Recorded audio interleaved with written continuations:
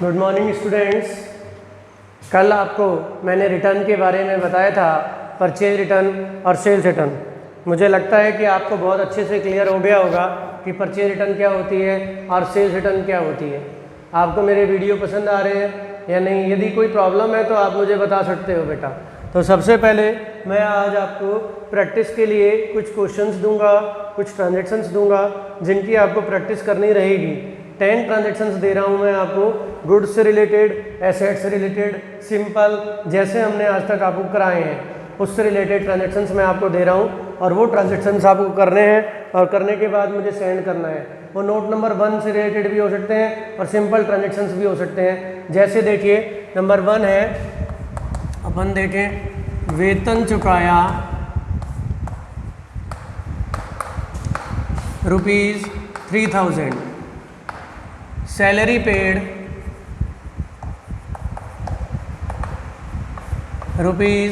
₹3000।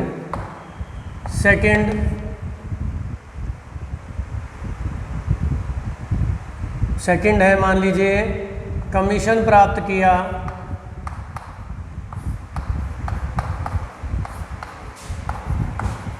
₹1500, commission received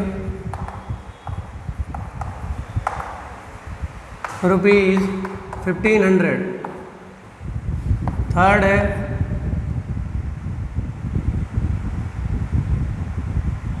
Shyam से माल खरीदा, श्याम से माल खरीदा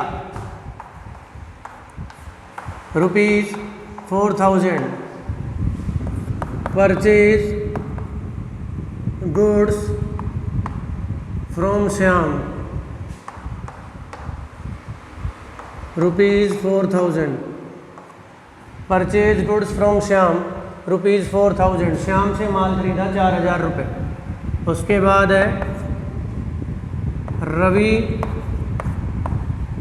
को माल बेचा ₹3000, sold goods to Ravi ₹3000। Next अपना 5th ट्रांजैक्शन हम बनाएं। आप लिखेंगे मुकेश से नगद माल खरीदा, मुकेश से नगद माल खरीदा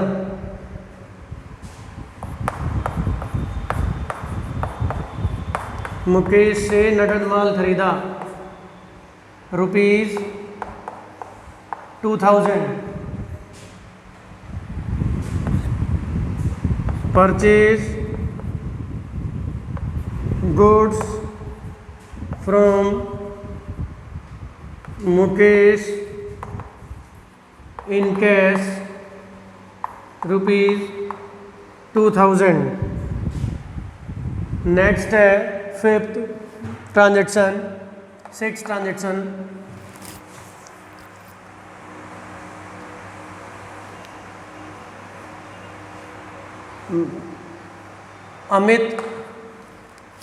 अमित को नगद माल बेचा, अमित को नगद माल बेचा ₹5000, sold goods to Amit in cash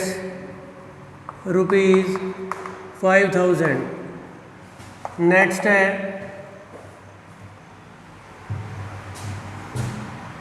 है हरीश से फर्नीचर खरीदा,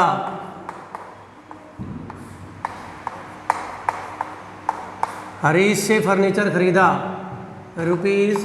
₹10,000, purchase furniture from Harish ₹10,000. Purchase furniture from Harish ₹10,000. Next है महेंद्र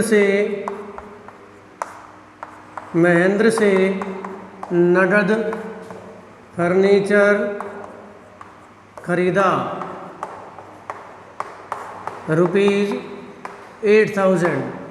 महेंद्र से नगद फर्नीचर खरीदा 8,000 रुपये. परचेज फर्नीचर फ्रॉम महेंद्र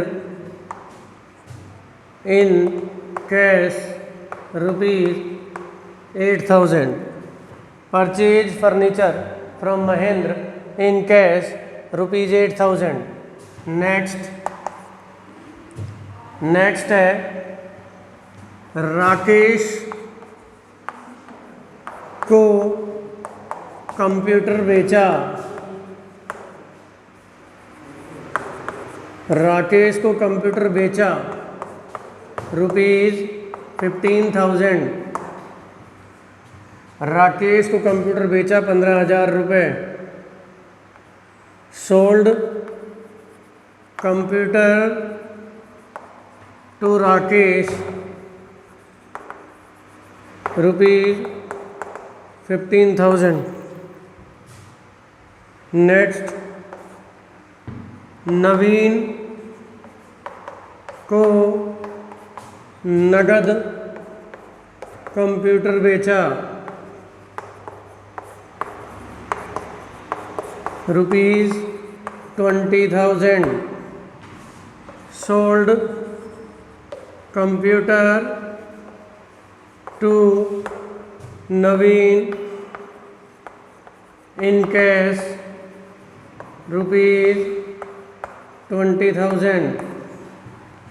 ध्यान दीजिए, ये 10 ट्रांजेक्शन्स मैंने आपको दिए हैं, 10 ट्रांजेक्शन्स मैंने आपको दिए हैं. ये 10 ट्रांजेक्शन्स आपको बेटा करने हैं. ये ट्रांजेक्शन्स डिपेंड करते हैं आपके सिंपल ट्रांजेक्शन्स हैं जो अपने सिंपल सामान्य लेन देन होते हैं वो, और सामान्य लेन देन है वो, और उसके अलावा नोट नंबर 1 से रिलेटेड है कि जब किसी माल या संपत्ति खरीदने या बेचने के लेन देन में किसी व्यक्ति का नाम आ जाए तो वह लेन देन उधार माना जाएगा तथा कैश अकाउंट को डीआर या सीआर में करके उस व्यक्ति के नाम के खाते को डीआर और सीआर किया जाएगा.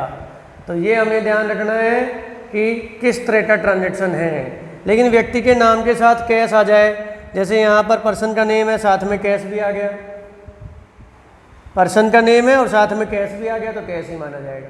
Transaction of purchase and sale of goods and assets given any person name, then these transaction will be treated as credit transactions. Cash account will not done DR और CR. In place of persons name will be done DR और CR. तो देखिए मैं आपको Hindi English दोनों में मैं आपको बता रहा हूँ. अकॉर्डिंग टू योर कन्वीनियंट, आपकी जिसको जैसे समझ में आए वो उस तरीके से उसको करे, नोट करें और समझे और मेरे को व्हाट्सअप करें आप, है ना. करने के बाद जिससे मैं एग्जामिन कर पाऊँ. हमारे इसमें 11th कॉमर्स के ग्रुप में जितने स्टूडेंट जुड़े हैं तो मैं सबसे कह रहा हूँ प्लीज़ एक बार जितना आप इसको समझ पा रहे हैं, जैसा आप बना पा रहे हैं वैसी ही एंट्री. हालांकि 2-3-4 स्टूडेंट्स मुझे भेज रहे हैं लेकिन सब नहीं भेज रहे हैं. तो आप कोशिश करो बेटा, टाइम आने वाला है, स्कूल खुलने वाले हैं, हमें पढ़ना पड़ेगा ही. तो इसलिए जितना अभी तक पढ़ाया जा रहा है उसको एक बार अच्छे से आप समझ लें और उसको अच्छे से कर लें, जिससे आपको वो अच्छे से समझ में आ जाए बाद में और आप इसे कर सकें. अब इस तरह के ट्रांजैक्शंस की मैं आपको बात करूं तो अब मैं आज आपको नोट नंबर 2 बताने जा रहा हूं. नोट नंबर 2, जिस तरह से नोट नंबर 1 होता है ऐसे ही नोट नंबर 2 है, वो आप नोट डाउन कर लेंगे कि नोट नंबर 2 है क्या. मैं आपको बता दूं, जो नॉमिनल अकाउंट का ट्रांजैक्शन है, कैसा ट्रांजैक्शन, नॉमिनल अकाउंट का ट्रांजैक्शन है. और नॉमिनल अकाउंट के ट्रांजैक्शन में यदि किसी पर्सन का नेम आ जाए तो उस पर्सन के नेम को हम डीआर और सीआर नहीं करेंगे, बल्कि उसके स्थान पर एक्सपेंसेस, इनकम, लॉस और गेन को डी आर और सी आर करेंगे। ये नोट नंबर 2 है, लेकिन एक पूरे लेक्चर में मैं बताऊंगा। कल मेरा जो वीडियो आएगा उसमें मैं आपको ये बताऊंगा। अभी मैं आपको कुछ इस तरह के ट्रांजेक्शन बता रहा हूँ जिसमें परचेज भी, वो कैश भी होगा और क्रेडिट भी होगा, और उसकी एंट्री हम कैसे बनाते हैं। जैसे अपन देखें, नवीन से 10,000 रुपये का नगद व 5,000 रुपये का उधार माल खरीदा।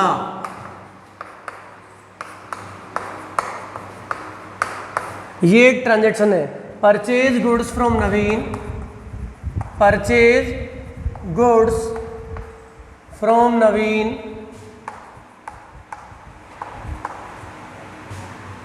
Rupees 10,000 in cash and rupees 5,000 on credit.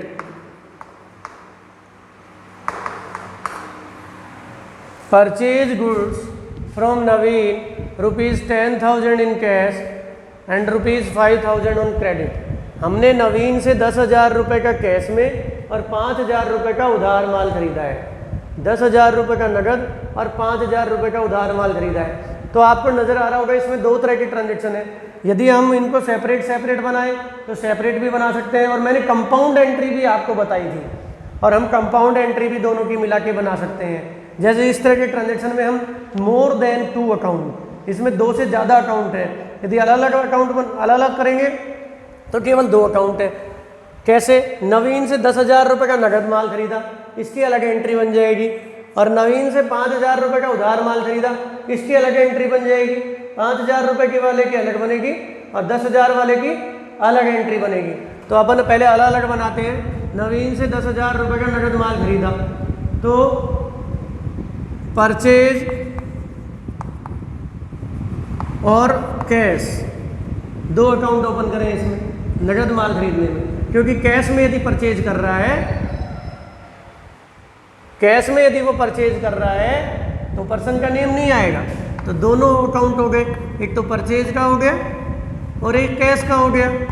ये गुड्स से रिलेटेड है, ये एसेट से रिलेटेड है, ये कम सीन है, व्यापार में आ रहा है माल तो हम डीआर कर देंगे, और कैश हमारे बिजनेस से जा रहा है सीआर कर देंगे। तो हम इसकी जब एंट्री बनाएंगे तो एंट्री बनेगी परचेज अकाउंट डीआर, और सीआर को किससे रिप्रेजेंट करते हैं हम? 2 से टू कैश अकाउंट।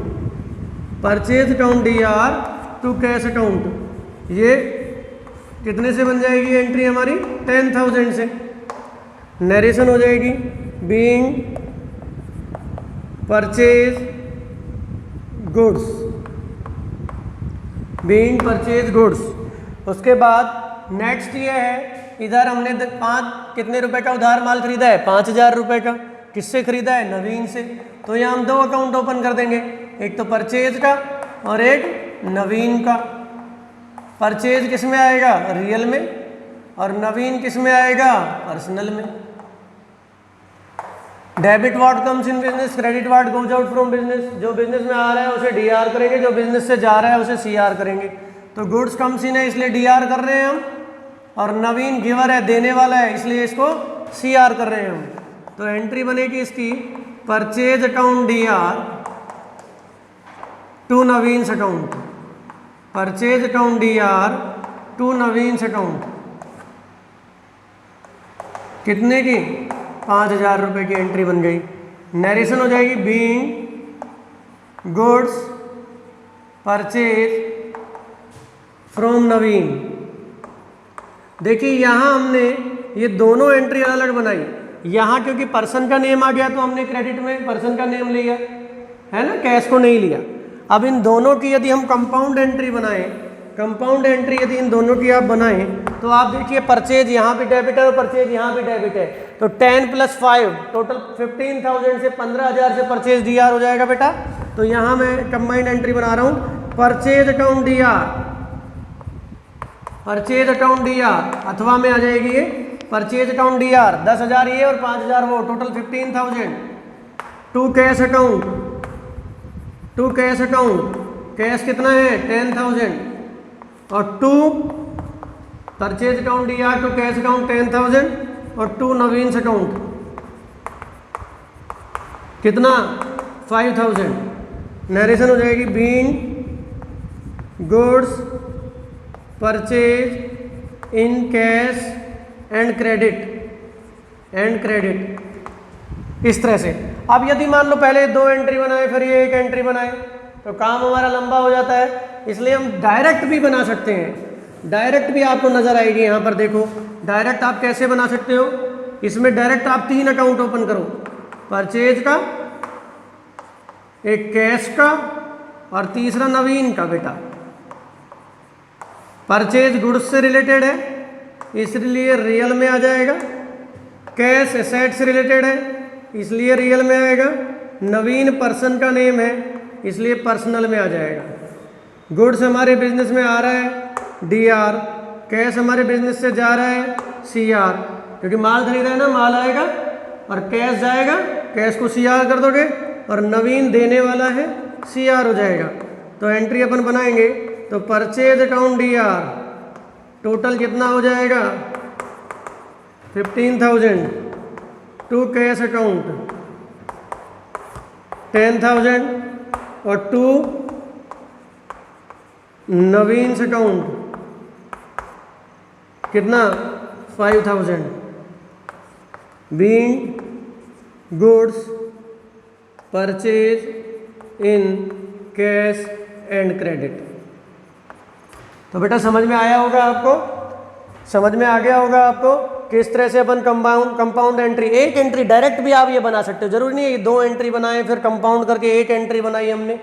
डायरेक्ट हम एंट्री बना सकते हैं, मोर देन 2 अकाउंट है, 2 से ज़्यादा अकाउंट है इसमें, लेकिन आप एंट्री इस तरह से भी बना सकते हो। माल बिजनेस में आ रहा है इसलिए मैंने DR किया, कैश बिजनेस से जा रहा है, रियल यही कहता है जो बिजनेस में आ रहा है उसे DR, जो जा रहा है उसे CR करो, और नवीन देने वाला है क्योंकि हमने नवीन से माल खरीदा है, क्रेडिट द गिवर देने वाला है इसलिए मैंने नवीन को CR किया।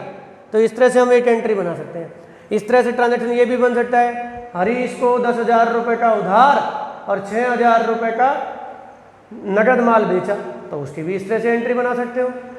तो मैंने आज आपको 10 ट्रांजेक्शन्स दिए, वो आपको करने हैं। उसके अलावा आप ये कंपाउंड एंट्री इस तरह की समझें, कल मैं इस तरह के ट्रांजेक्शन रिटर्न वाले ट्रांजेक्शन आपको दूंगा और उनकी आप प्रैक्टिस करेंगे। आज के लिए इतना ही है बेटा, ओके।